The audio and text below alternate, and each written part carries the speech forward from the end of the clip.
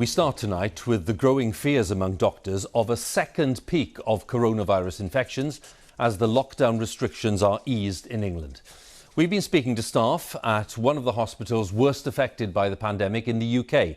It's the Royal London in East London, which serves the densely populated area of Tower Hamlets. Hundreds of people have died there, with people from ethnic minority backgrounds particularly affected.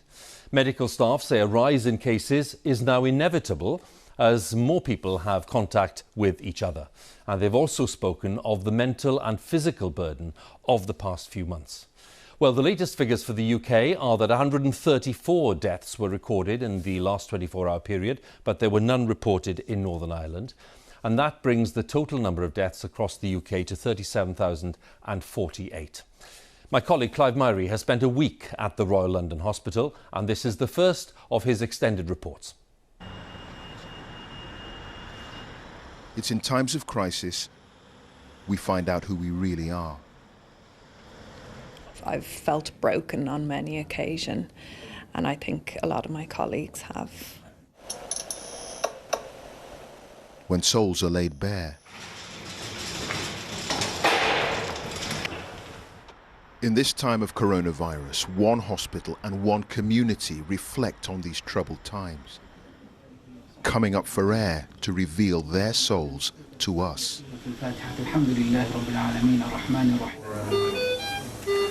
We saw the fragility of life. This guy's not going to survive the night. Yeah. We'll have to call the family. I'm going to take out your tube now.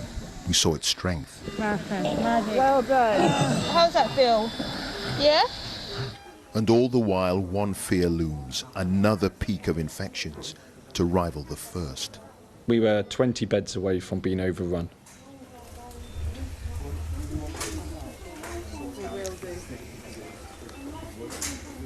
Don't be fooled by the gentle pace.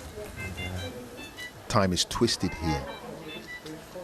On the Royal London Hospital's coronavirus wards, while many patients inhabit ventilated worlds of slow-motion dreams and hallucinations, the doctors and nurses charged with bringing them back to life inhabit the real world, where time moves too quickly, as this cruel disease eats away at human lungs with frightening speed.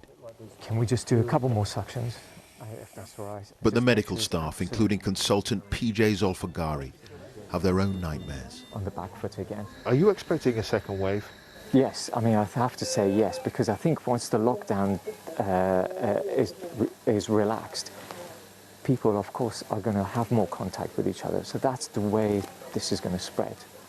But if the lockdown completely disappears, then I suspect that the cases will just rapidly rise again. You know, we've learned a lot during this last few weeks or last couple of months. Not perfect, but, you know, I think we're better placed for it now.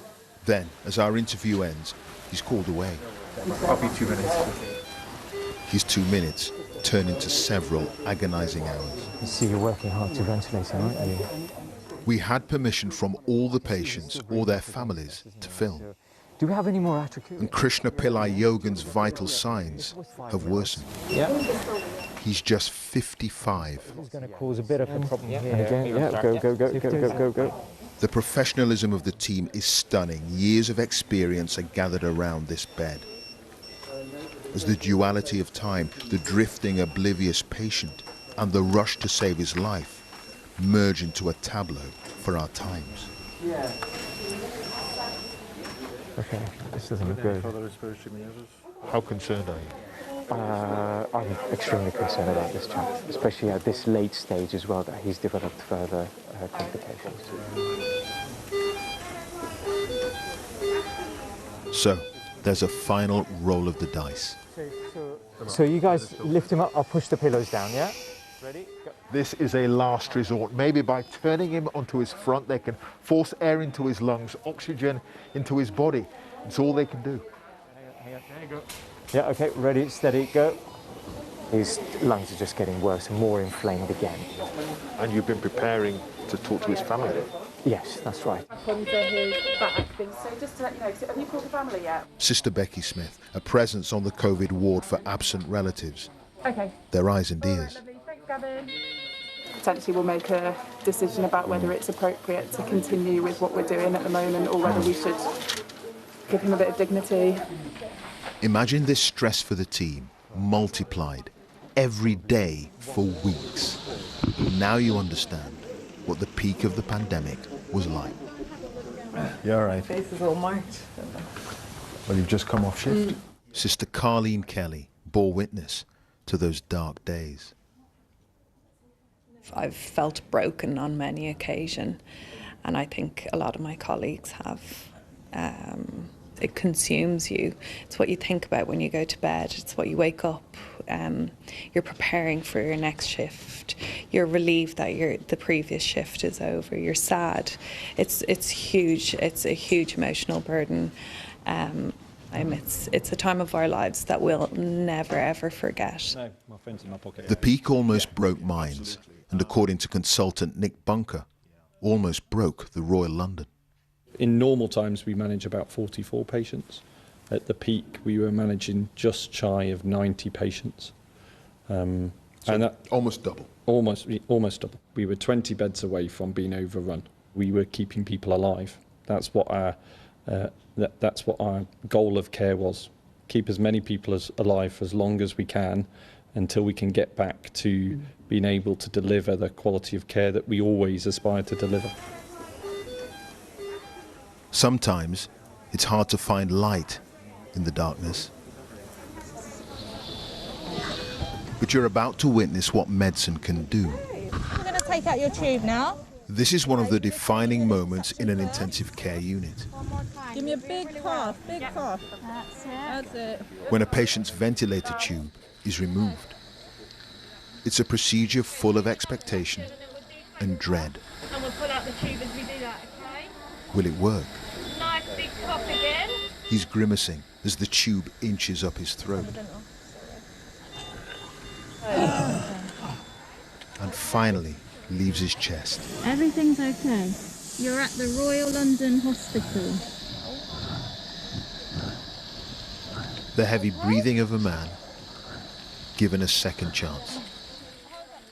It's a victory for everyone and a morale boost for everyone as well. Now, as I said, he's still not out of the woods, but at least he's doing good, and we're very, very pleased to where he's got him. But there are other defeats. Sadly, that evening, Krishna Pillai Yogan died. Another soul lost.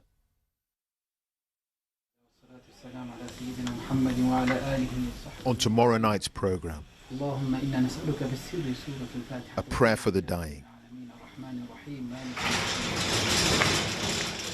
and the morgue struggling to cope. At the height, we were dealing with around 25 bodies daily coming into the morgue because the cemeteries and other funeral services weren't able to cope. Clive Myrie, BBC News.